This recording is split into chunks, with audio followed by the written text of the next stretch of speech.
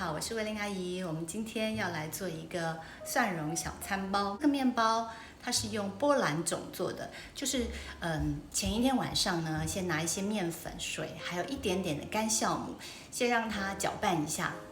然后直到它发酵到2到3倍之后，你就把它放冰箱，隔天早上再拿出来使用。用这个方法做出来的面包呢，特别的香，非常的松软。不过你做这个餐包要小心哦。为什么说要小心？因为它实在太香了。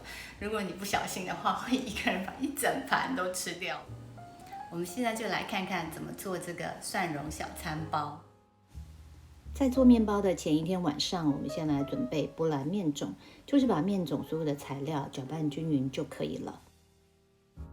然后你就放在室温，让它隔夜发酵。但是如果你所在的地方天气比较热的话，你要提早一点准备，让它在外面发酵几个小时之后呢，你就要收到冰箱里头冷藏，让它在冰箱里头慢慢的隔夜发酵。发酵好的波兰种呢，里面充满气泡，也有一个很特殊的香味。把所有面团的材料都放到面包机里头搅拌，除了奶油之外，要把面团打到扩展阶段才可以加入奶油。扩展阶段就是能够拉出一个厚的薄膜。面团在搅打的时候呢，尽量不要超过26度，这样会影响口感。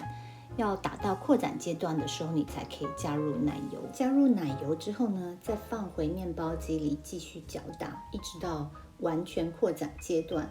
完全扩展阶段就是可以拉出一张薄膜。搅拌好的面团，把它滚圆，放在温暖的地方发酵，大概需要1个小时。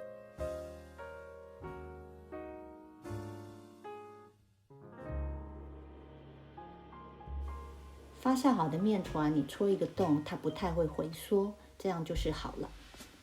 轻轻地拍出面团里头的大气泡，然后分割成16等份。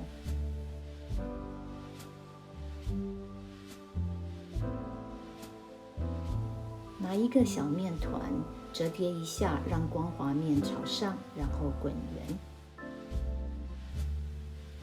盖上湿布，进行第2次发酵，大概也是需要1个小时。面包上面的馅料就是把所有的材料搅拌均匀就可以了。发酵好的小面团呢，压下去不太会反弹，这个时候你就可以涂上蛋液，割出上面的这个纹路，然后铺上我们刚刚准备的馅料。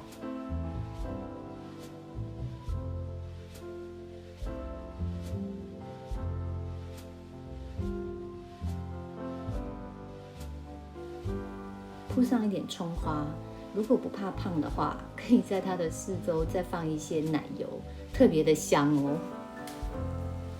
面包出炉咯，真的好香哦！危险！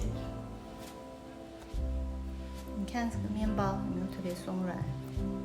拿上去马上弹回来。